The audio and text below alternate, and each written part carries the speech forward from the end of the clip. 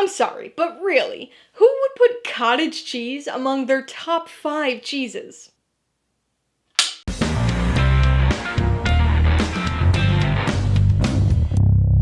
Hey everybody, welcome to Mainely Movies. As part of my coverage of the 2023 Sundance Film Festival, today I'm going to be talking about the 2023 romantic dramedy, Sometimes I Think About Dying.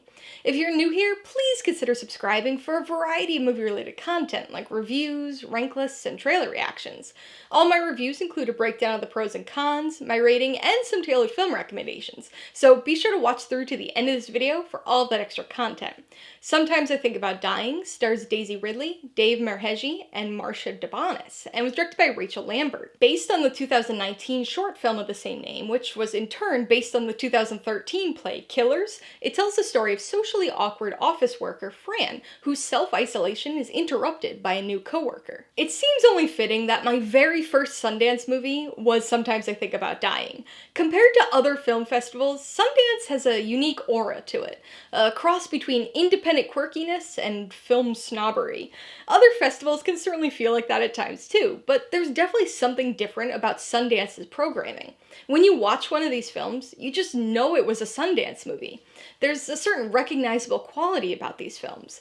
They're, for a lack of a better word, Sundancey. So when I took my seat at the Library Center Theater in 2023 for the premiere of Sometimes I Think About Dying, I was ready. I was mentally prepared for experiencing the Sundanciness in person for the first time. And this movie delivered that in quantities larger than probably any other film I saw at that year's festival. That probably gives you a pretty good sense of the type of movie this is, but in case you're still a little unclear on it, Sometimes I Think About Dying is an exceptionally low-key drama. You could probably categorize it as a mumblecore movie, but there actually might not be enough dialogue to classify it as such. If you're looking for a movie where things happen, you're probably going to be pretty disappointed here. This is more akin to a slice-of-life type of film, and really focuses on its characters, mostly Fran. Like this character, the film itself is reserved and kind of awkward and quirky. We follow Fran through her day-to-day life, the time she spends at home alone, the awkwardness of her office interactions, and eventually her attempts at socialization. It's painfully awkward at times, but also darkly funny, to the right audience. Sometimes I Think About Dying is a movie that sounds far more downbeat than it actually is. The film gets its name from Fran's semi-frequent, quirky daydreams about dying, or more often, already being dead. But that's not really what the movie's about. Rather than suicide, it's more a film that examines social awkwardness and loneliness and depression. It often focuses on the quiet moments of Fran's life, her daily routines of eating alone and doing Sudoku, how she notices little things like the watermarks on the ceiling. But then it juxtaposes this with how uncomfortable she is in social settings, even situations as mundane as being in the office and having to deal with inane coworker conversations, or having to sign somebody's retirement card. But as the film progresses, we see that Fran faces an all too common and relatable dilemma for introverts. She wants to be left alone, but at the same time, she also craves connection and that feeling of being included. Sometimes I Think About Dying's greatest strength is also its most divisive weakness. So what is that quality? It's relatability. Those who see parts of themselves in Fran, or even Robert, are gonna tightly latch onto this film. It's gonna be a movie that makes a whole lot of people feel seen, but there's also a large swath of the population who don't feel these things, who don't have social anxiety, who aren't introverted.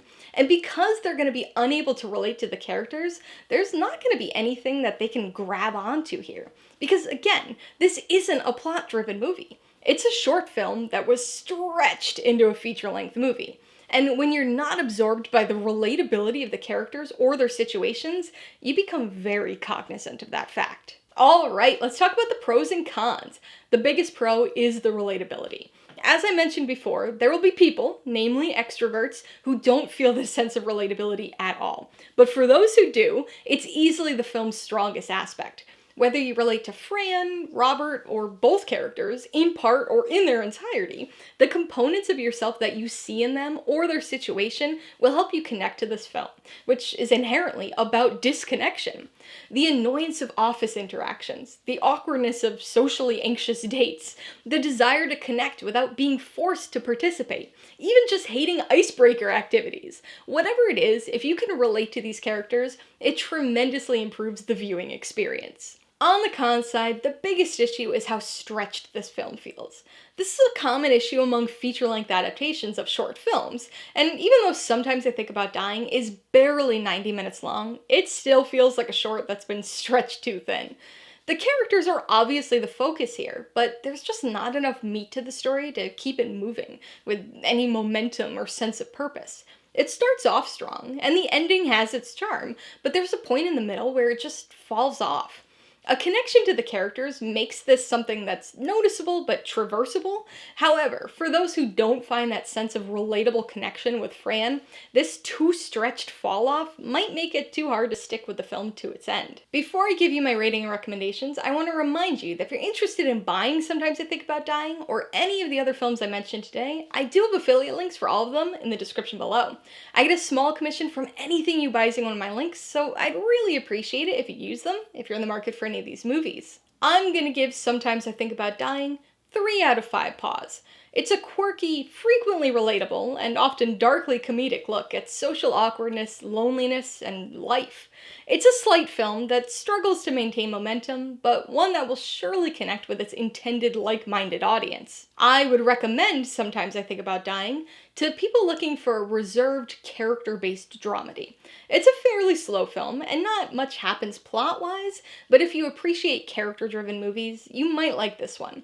Extroverts run the risk of being bored or frustrated by this film, but introverts and those with social anxiety or depression will likely see themselves in the main character and find a deeper sense of connection with the film as a result. If you liked Sometimes I Think About Dying, I would recommend A Ghost Story. This is a downbeat and surprisingly minimalist film that follows a ghost as he silently observes the people who live in his old house. It's a more supernatural film, but it also examines life, death, loneliness, and a desire for connection. If you'd like something a bit more comedic, you might want to check out Swiss Army Man. Another Sundance premiere, this surrealist comedy drama approaches loneliness in an even more unique fashion, by focusing on a marooned man who befriends a flatulent corpse. It's extraordinarily silly and weird, but has more heart than you might expect. And if you like another film that explores loneliness and identity, albeit in a more esoteric and metaphorical way, you should check out I'm Thinking of Ending Things.